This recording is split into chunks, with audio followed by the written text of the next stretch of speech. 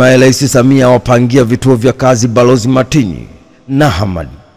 Rais wa Jamhuri ya Muungano wa Tanzania Daktari Samia Suluhu Hassan amempangia Balozi Mohamed Hamis Matinyi wa balozi wa Tanzania nchini Sweden. Rais wa Jamhuri ya Muungano wa Tanzania Daktari Samia Suluhu Hassan amempangia pia Balozi Hamadi Hamis Ahmadi wa balozi wa Tanzania nchini Msumbiji, na amemteua pia Daktari Lecho Steven Kasanda wa mkuu wa wilaya ya Masasi akichukua nafasi ya Luteni John Kanoni ambaye uteuzi wake umetenguliwa. Rais wa Jamhuri ya Muungano wa Tanzania Daktari Samia Suluhu Hassan amemteua pia Profesa Jafari Ramadhani Kidegeto wa mwenyekiti wa bodi wa zamini mfuko wa uhifadhi wa wanyamapori Tanzania, na amemteua CPA Ashraf Yusuf Abdul Karim wa meneja mkuu wa shirika la masoko Kariakoo. Ni taarifa kutoka jijini Dar es Salaam. Hatimaye Rais wa Jamhuri ya Muungano wa Tanzania Daktari Samia Suluhu Hassan amempangia Balozi Mohamed Hamis Matinyi wa balozi wa Tanzania nchini Sweden. Pia Rais wa Jamhuri ya Muungano wa Tanzania Daktari Samia Suluhu Hassan amempangia pia Balozi Ahmadi Hamis Ahmadi wa balozi wa Tanzania nchini Msumbiji, na amemteua pia Daktari Lecho Steven Kasanda wa mkuu wa wilaya ya Masasi akichukua nafasi ya Luteni John Kanoni ambaye uteuzi wake umetenguliwa. Rais wa Jamhuri ya Muungano wa Tanzania Daktari Samia Suluhu Hassan amemteua pia Profesa Jafari Ramadhani Kidegeto wa mwenyekiti wa bodi ya zamini ya mfuko wa uhifadhi wa wanyamapori Tanzania, na amemteua CPA Ashraf Yusuf Abdul Karim wa meneja mkuu shirika la masoko Kariakoo. John Heche atoa kauli. Makamu mwenyekiti wa Chama cha Demokrasia na Maendeleo Chadema Tanzania Bara John Heche amesema licha jeshi la polisi Tanzania kuzuia mkutano wao ambao ulipangwa kufanyika Mbalali mkoani Mbeya, amesema watarudi tena na kufanya mkutano katika eneo hilo. John Heche amesema hayo baada ya jeshi la polisi kuwazuia kufanya mkutano wa ndani pamoja na mkutano wa hadhara katika eneo la Mbalali, wakieleza kuwa barua yao ilionyesha watatakiwa kufanya mkutano Machi 24 mwaka 2025 na sio Machi 25 kama ambavyo wao walitaka kufanya hivyo. John Heche ameendelea kusema kuwa ni kweli awali barua yetu ya chama ilionyesha tutafanya mkutano tarehe 24 mwezi wa 3 mwaka 2025, lakini licha ya kumuomba na kukubaliwa na mkuu wa polisi wilaya ya Mbalali na tutatakiwa kuandika barua ya kurekebisha tarehe 25 mwezi wa 3 mwaka 2025 mikutano yao itafanyika pale eneo la Mbalali, walishangaa jeshi la polisi limewazuia kufanya hata mkutano wa ndani, huku wakimzuia Heche hata kushuka kwenye gari lake. Sababu zao ni zile ambazo hazina msingi wala mashiko yoyote. Wanasema barua yetu ulisema, lakini wamezuia mpaka mkutano wa ndani ambavyo kisheria au hitaji kuandika barua. Kwa hiyo ni hofu ya kujaribu kuihujumu. No reform, no election. Wala hatuna wasiwasi, tutaendelea na mapambano. Tumesalimia wananchi, tumewaomba wananchi kuzungumza nao tarehe 31. Tutarudi hapo kufanya mkutano. Ni taarifa kutoka Mbeya. Hatimaye makamu mwenyekiti wa Chama cha Demokrasia na Maendeleo Chadema Tanzania Bara John Heche amesema licha jeshi la polisi Tanzania kuzuia mkutano wao ambao ulipangwa kufanyika Mbalali mkoani Mbeya, amesema watarudi tena na kufanya mkutano katika eneo hilo. Rais Samia ashiriki mkutano wa pili wa East Africa Community na SADC. Rais wa Jamhuri ya Muungano wa Tanzania Daktari Samia Suluhu Hassan akishiriki mkutano wa pamoja wakuu wa nchi serikali Jumuiya ya Afrika Mashariki East Africa Community na Jumuiya ya Maendeleo Kusini mwa Afrika SADC uliofanyika kwa njia ya mtandao Ikulu ndogo Mkanyageni Chake Chake mkoa wa Kusini Pemba.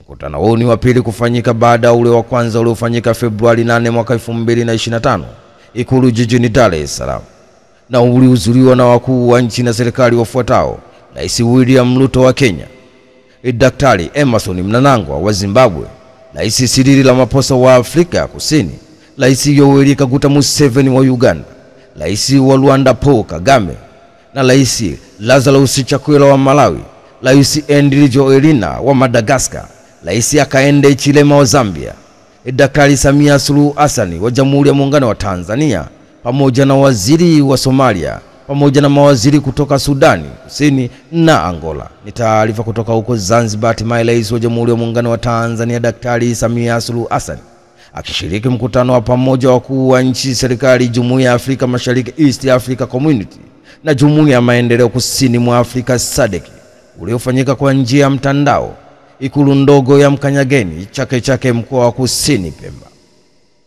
ACT Wazalendo amuonya Amos Makala. Katibu mkuu wa ACT Wazalendo Ado Shaibu amemwandikia barua msajili wa vyama vya siasa nchini akimtaka amchukulie hatua katibu wa siasa, itikadi, uenezi wa Chama cha Mapinduzi CCM Taifa CPA Amos Makala kwa kauli aliyotoa mkoani Simiyu Machi 22 mwaka 2025 akikituhumu Chama cha Demokrasia na Maendeleo Chadema wakinaendesha lambe ili kupata fedha za kununua virusi vya Mpox na Ebola kisha uvisambaze nchi nzima kuzuia uchaguzi wa mwaka 2025. Imeandikwa na KM wa ACT Wazalendo Ado Shaibu. Amenukuliwa akisema, "Ninakuandikia barua hii kwa dhamana yako ya kusimamia na utekelezaji wa sheria na kanuni ya vyama vya siasa kwa mujibu wa kifungu namba 5 cha kanuni za maadili ya vyama vya siasa mwaka 2019. Katibu wa itikadi, uenezi na mafunzo wa Chama cha Mapinduzi CCM Amos Makala amekaririwa na vyombo vya habari akisema kwamba Chama cha Demokrasia na Maendeleo Chadema kinaendesha harambee ya kupata fedha za kununua virusi vya Mpox na Ebola kisha visambaze nchi nzima kuzuia uchaguzi mkuu wa mwaka 2025. Kwa maoni ya ACT Wazalendo, kauli hii ni ya kizembe, isiyo na msingi na inalenga kuzuia na kuleta taharuki kwa jamii.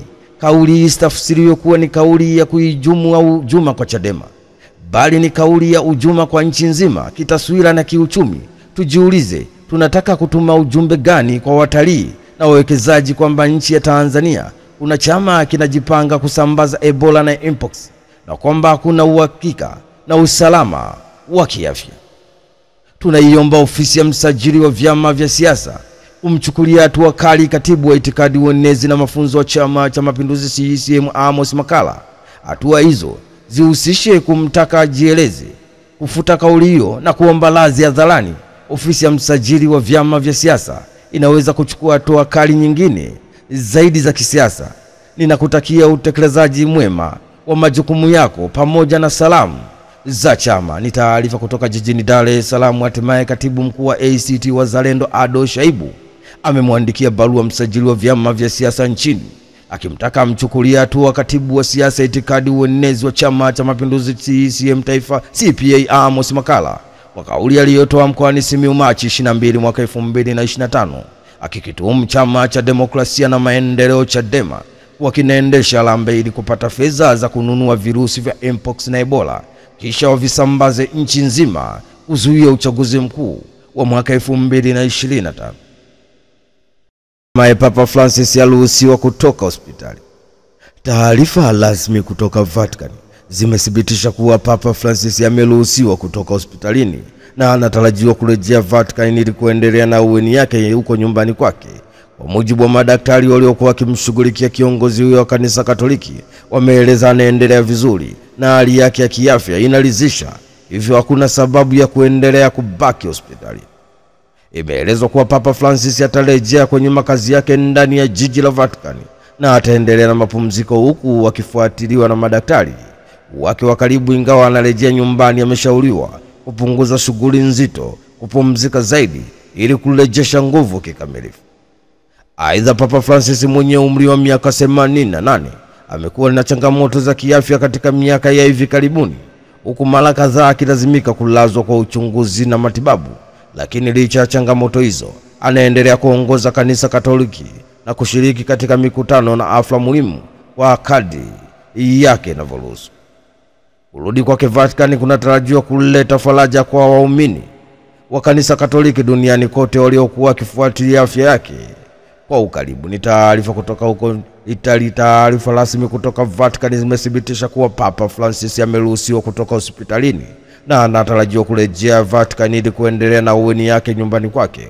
Kwa mujibu wa madaktari waliokuwa wakimshughulikia kiongozi huyo wa kanisa Katoliki, imeelezwa anaendelea vizuri na hali yake ya kiafya inaridhisha, hivyo hakuna sababu ya kuendelea kubaki hospitalini.